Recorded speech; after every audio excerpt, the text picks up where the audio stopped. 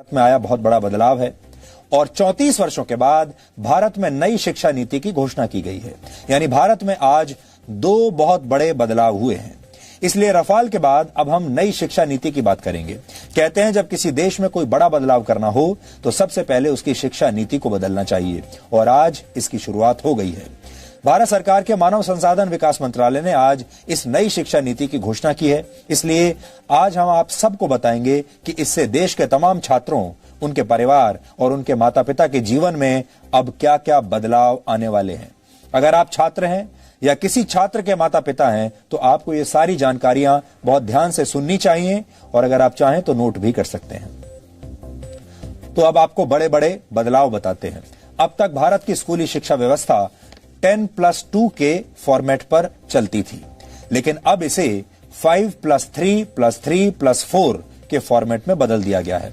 इसके तहत स्कूल के पहले 5 वर्षों की पढ़ाई फाउंडेशन स्टेज मानी जाएगी, यानी इस दौरान छात्रों के लिए मजबूत नींव तैयार की जाएगी। इसका करिकुलम NCERT द्वारा तैयार किया जाएगा और इसमें प्री प्राइमरी के 3 वर्ष और पहली और दूसरी कक्षा का एक वर्ष शामिल होगा, यानी प्री प्राइमरी के 3 साल और फिर पहली और दूसरी कक्षा के 2 साल। इसके तहत बच्चों को खेल कूद और अलग अलग गतिविधियों के जरिए पढ़ाई कराई जाएगी, यानी इन कक्षाओं के छात्रों के लिए किताबों का बोझ अब पहले जितना नहीं होगा। इसलिए हम कहेंगे कि जो छोटे बच्चे अब स्कूलों में जाएंगे और अपने शिक्षा की यात्रा को आरंभ करेंगे वो बहुत किस्मत वाले होंगे। इसके बाद अगले 3 साल यानी तीसरी कक्षा से 5वीं कक्षा तक की पढ़ाई के दौरान छात्रों को भविष्य के लिए तैयार किया जाएगा। इसके तहत छात्रों का परिचय विज्ञान, गणित, कला, सामाजिक विज्ञान और ह्यूमैनिटीज जैसे विषयों से करवाया जाएगा। इसके अगले 3 साल मिडिल स्टेज माने जाएंगे और इसमें कक्षा 6 से लेकर कक्षा 8 तक के छात्र शामिल होंगे। इस स्टेज में छात्रों को तय पाठ्यक्रम के मुताबिक पढ़ाया जाएगा और इसके बाद 9वीं से 12वीं कक्षा तक इस फॉर्मेट की 4 वर्षों वाली आखिरी स्टेज होगी। ये 4 साल की स्टेज होगी। इसमें छात्रों में किसी विषय के प्रति गहरी समझ पैदा की जाएगी, उनकी विश्लेषण क्षमता को बढ़ाया जाएगा और उन्हें जीवन में बड़े लक्ष्य निर्धारित करने के लिए प्रेरित किया जाएगा। लेकिन सबसे महत्वपूर्ण बात यह है कि अब स्कूलों में पहले जैसा स्ट्रीम सिस्टम नहीं होगा। इसका मतलब यह है, यानी अगर आर्ट्स का कोई छात्र फिजिक्स की पढ़ाई करना चाहता है तो अब वो ऐसा कर पाएगा और अगर अकाउंट्स का कोई छात्र, कॉमर्स का कोई छात्र इतिहास की पढ़ाई करना चाहता है तो वो भी ऐसा कर सकता है।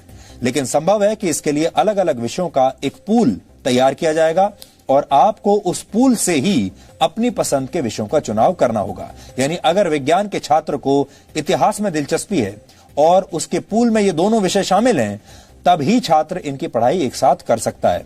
हालांकि अभी इस पर पूरा स्पष्टीकरण आना बाकी है, लेकिन पहले की जो व्यवस्था होती थी, हमारे यहाँ 3 स्ट्रीम्स मानी जाती थी, या तो आप साइंस लेते थे या कॉमर्स लेते थे या आर्ट्स यानी ह्यूमैनिटीज लेते थे। और अगर आपने ह्यूमैनिटीज लिया है तो आप साइंस नहीं पढ़ सकते, अगर आपने कॉमर्स लिया है तो भी आप शायद साइंस नहीं पढ़ सकते, साइंस लिया है तो ह्यूमैनिटीज नहीं पढ़ सकते।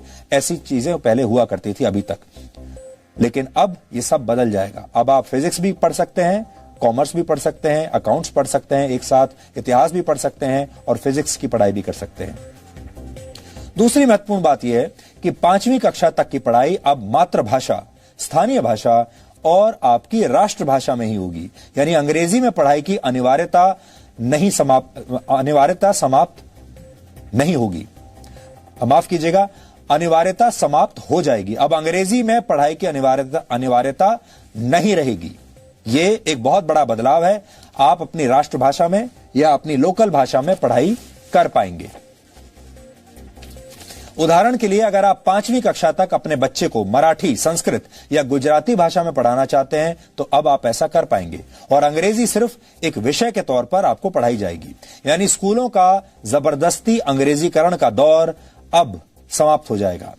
6ठी कक्षा में पहुंचने के बाद छात्रों को कंप्यूटर कोडिंग सीखने का मौका मिलेगा। यानी अब भारत के छात्र चीन जैसे देशों की तर्ज पर छोटी उम्र में ही सॉफ्टवेयर और मोबाइल फोन एप्लीकेशंस बनाने की तकनीक सीख पाएंगे और 6ठी कक्षा से ही छात्रों को इंटर्नशिप का भी मौका मिलेगा। यानी अगर किसी छात्र की किसी खास विषय में रुचि है और वो उसकी प्रैक्टिकल नॉलेज हासिल करना चाहता है तो वो इस विषय से जुड़ी इंटर्नशिप कहीं भी कर सकता है। उदाहरण के लिए अगर आपका बच्चा पेंटिंग करने का शौक रखता है तो वो किसी पेंटर के पास अब इंटर्नशिप के लिए जा सकता है। अगर आपके बच्चे को सॉफ्टवेयर में इंटरेस्ट है तो वो किसी सॉफ्टवेयर कंपनी में अब अपने स्कूल के दौरान ही इंटर्नशिप कर सकता है। 9वीं कक्षा से 12वीं कक्षा तक की परीक्षाएं अब सेमेस्टर के आधार पर होंगी। एक साल में 2 सेमेस्टर होंगे और हर 6 महीने पर एक परीक्षा होगी और दोनों सेमेस्टर्स के अंकों को जोड़कर आपकी फाइनल मार्कशीट तैयार की जाएगी। यानी अब एक छात्र के तौर पर आपको पूरे साल पढ़ाई करनी होगी और आप ये कहकर बच नहीं सकेंगे कि आप सिर्फ फाइनल एग्जाम्स की तैयारी करना चाहते हैं। इससे पहले आपने देखा होगा बहुत सारे छात्र ऐसे होते हैं जो साल के सिर्फ आखिर में कुछ समय तक पढ़ते हैं, 1-2 महीने पढ़ाई कर लेते हैं और फिर उसके आधार पर वो फाइनल जो परीक्षा होती है उसमें बैठते हैं और उनमें से बहुत सारे लोग अच्छे नंबर ले भी आते हैं। लेकिन ये वो लोग होते हैं जिन्होंने पूरे साल पढ़ाई नहीं की। अब आपको पूरे साल पढ़ाई करनी पड़ेगी। इसके अलावा बोर्ड की परीक्षाओं को आसान बनाया जाएगा और इसमें छात्रों की क्षमता पर ज्यादा ध्यान दिया जाएगा। रटने की क्षमता नहीं, समझने की क्षमता पर ध्यान दिया जाएगा। ट्यूशन और कोचिंग क्लास के जरिए रट्टा लगवाने की आदत को समाप्त कर दिया जाएगा। बोर्ड परीक्षा देने वाले छात्रों को अब उनकी पसंद की भाषा में परीक्षा लिखने की पूरी छूट होगी। उदाहरण के लिए अगर आप चाहें तो हिंदी या अंग्रेजी में से किसी एक भाषा में अपनी परीक्षा दे सकते हैं। छात्रों के रिपोर्ट कार्ड्स को भी अब पहले की तरह तैयार नहीं किया जाएगा। किसी छात्र को फाइनल मार्क्स देते समय उसके व्यवहार, एक्स्ट्रा करिकुलर एक्टिविटीज में उसके प्रदर्शन और उसकी मानसिक क्षमताओं का भी ध्यान रखा जाएगा।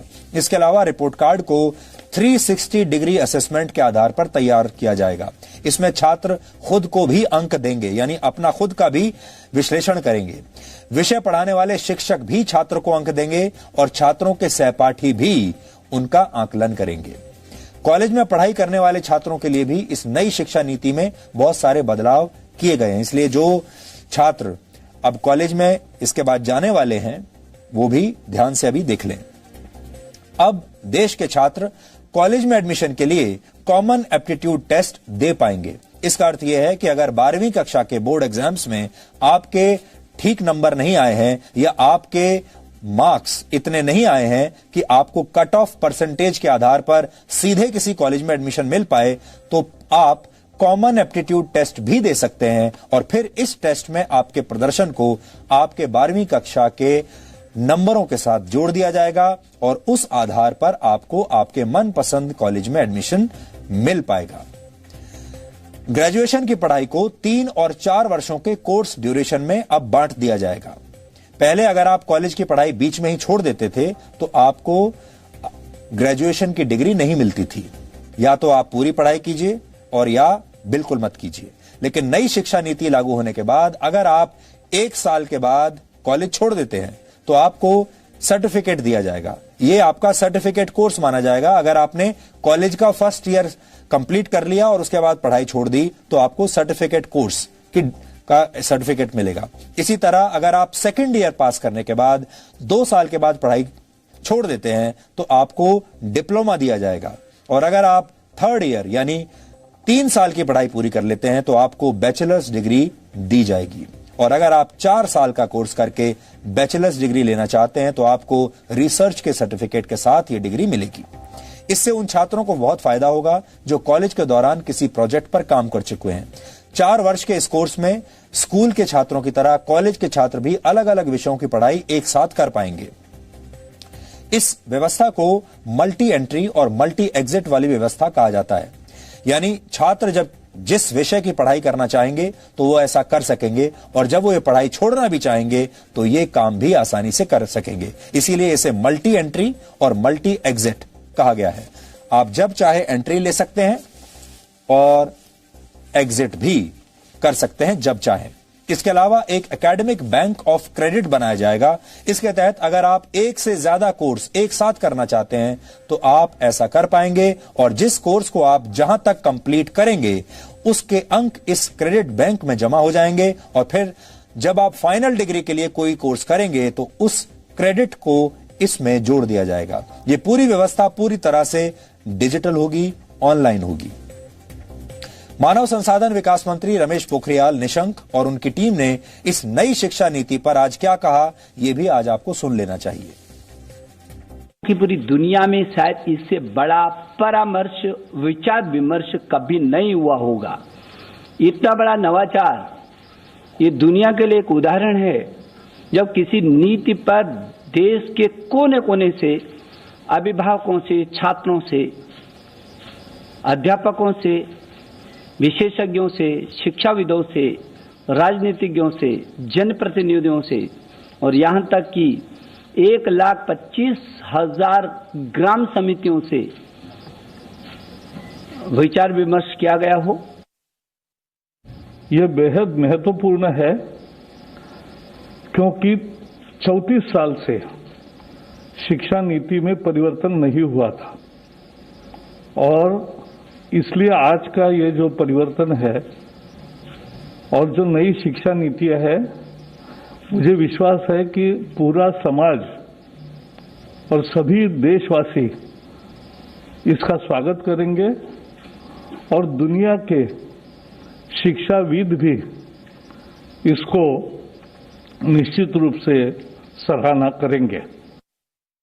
आज की व्यवस्था में यदि 4 साल इंजीनियरिंग पढ़ने के बाद या 6 सेमेस्टर पढ़ने के बाद किसी कारणवश मैं आगे नहीं पढ़ सकता हूं, तो मेरे पास कोई उपाय नहीं है, मैं आउट ऑफ द सिस्टम हो जाता हूं।